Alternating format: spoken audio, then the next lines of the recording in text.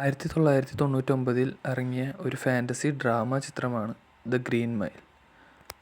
വധശിക്ഷയ്ക്ക് വിധിച്ച ആളുകളെ പാർപ്പിക്കുന്ന ഒരു ജയിൽ. അവിടുത്തെ പോലീസുകാരനാണ് നായകൻ. അവിടേക്ക് ഒരു പ്രതിയെ കൊണ്ടുവരുന്നു, ജോൺ കോഫി.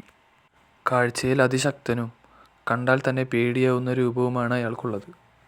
എന്നാൽ അയാൾ വളരെ ഒരു പാവം മനുഷ്യനുമാണ്. അയാൾ 2 കൊലപാതകം ചെയ്തിട്ടാണ് ജയിലിലേക്ക് വന്നത്. അയാൾക്ക് വധശിക്ഷ വിധിച്ചിട്ടുണ്ട്. ഈ ജോൺ കോഫിക്ക് ഒരുപാട് പ്രത്യേകതകളുണ്ട്. ഒരുപാട് ശക്തികളുള്ള ഒരു മനുഷ്യനാണ് ജോൺ കോഫി. അയാളും നായകനും തമ്മിൽ പിന്നീട് സൗഹൃദത്തിലാവുന്നു.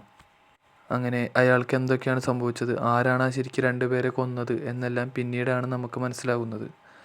ഈ സിനിമയുടെ ക്ലൈമാക്സ് നമ്മളെ എന്തായാലും കരയിപ്പിക്കും എന്നുള്ളത് ഉറപ്പാണ്. ഇതിൽ വധശിക്ഷയ്ക്ക് വിധിച്ചവരെ തൂക്കിക്കൊല്ലുകയല്ല ചെയ്യുന്നത്, കരണ്ടടിപ്പിച്ചാണ് കൊല്ലുന്നത്.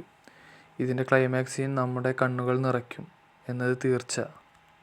നിങ്ങൾ ഈ പടം കണ്ടവരാണെങ്കിൽ നിങ്ങളുടെ അഭിപ്രായം താഴെ കമൻറ്റ് ചെയ്യുക. കണ്ടിട്ടില്ലെങ്കിൽ തീർച്ചയായും കണ്ടു നോക്കുക. വീഡിയോ ഇഷ്ടപ്പെട്ടെങ്കിൽ ലൈക്ക് ചെയ്യുക, ഷെയർ ചെയ്യുക, സബ്സ്ക്രൈബ് ചെയ്യുക.